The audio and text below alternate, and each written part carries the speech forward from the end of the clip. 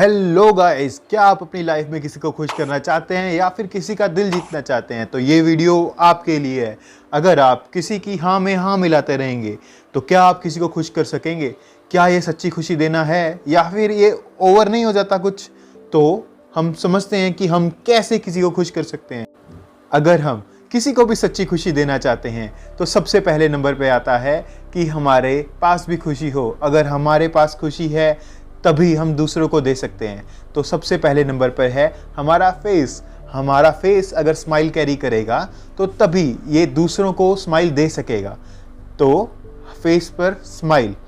दूसरे नंबर पर आता है कि हमें बात करनी है। कुछ लोग होते हैं कि चुप रहते हैं, वो चाहते हैं कि वो अपने काम से ही दूसरों को खुश कर दें, पर नहीं दोस्तों, हमारा बात करना भी उतना ही इम्पोर्टेंट है। हमारे बात करने से ही हमारी फीलिंग्स दूसरों तक पहुंच सकती हैं ईजिली। ईजी वे है कि हम बात करें और उनके मन की बात को समझें। दूसरों के मन की बात को जितना समझेंगे और जितना सुनेंगे तभी हम उनको खुश कर सकते हैं और उनका दिल हल्का कर सकते हैं। दूसरों को दिल हल्का करना भी एक बहुत बड़ा काम होता है। तीसरे नंबर पर आता है एप्रिसिएशन। हमें दूसरों को उनके छोटे छोटे कामों के लिए एप्रिशिएट करना है। तो देखिए कितनी खुशी मिलती है। जैसे मम्मा अगर किचन में खाना बनाए तो उनके खाने की तारीफ़ करना, कोई आपके लिए छोटा सा काम करे उनकी तारीफ़ करना, और तारीफ़ लिमिटेड वर्ड्स में हो। अगर हम दूसरों को अप्रिशिएट करेंगे तो ये कई बार वरदान साबित होते हैं, नेगेटिव लोगों को पॉजिटिव में बदल देते हैं। तो उनको ये अविनाशी और लॉन्ग टर्म के लिए खुशी देगा। तो एप्रिसिएशन के वर्ड्स हमें यूज़ करते रहना है। 3 चीज़ों के बारे में हमने बात की, वो हमारे बॉडी से और हमारे वर्ड से रिलेटेड था। अब हम बात करते हैं कि हमारी फीलिंग कैसी हो। हमारी फीलिंग में किसी भी तरह की डिज़ायर ना हो। अगर हम किसी को भी खुश करना चाहते हैं तो उसमें अगर कोई डिज़ायर रख के करेंगे किसी को खुश तो वो कंप्लीट नहीं होगा। तो नो डिज़ायर। दूसरे नंबर पर आता है सच्चाई।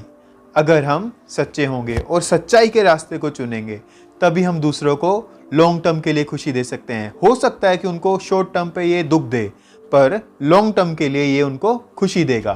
तो हमें सच्चाई का रास्ता ही चुनना है। तीसरे नंबर पर आता है there should be no expectation. अगर हमारी एक्सपेक्टेशंस हैं, खुशी हमारे पास है, हम उनको खुशी देना चाहते हैं। अगर हम सोचें कि मैंने उसके लिए ये किया और वो मेरे लिए मुझे खुश करने के लिए ये करे, तो ये एक्सपेक्टेशन हो जाता है और इससे हम अपने आप को ही दुखी कर लेते हैं और दूसरों को खुशी क्या देंगे। तो हमें एक्सपेक्टेशंस नहीं रखनी। चौथे नंबर पर आता है there should not be any show of.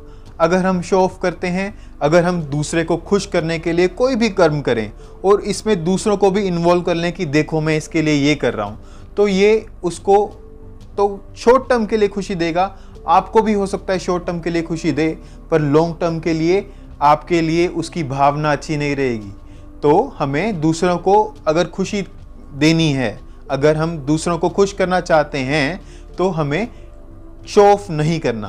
तो इन 4 बातों का और ये 3 बातों का अगर हम ध्यान रखें तो हम किसी को भी खुश कर सकते हैं।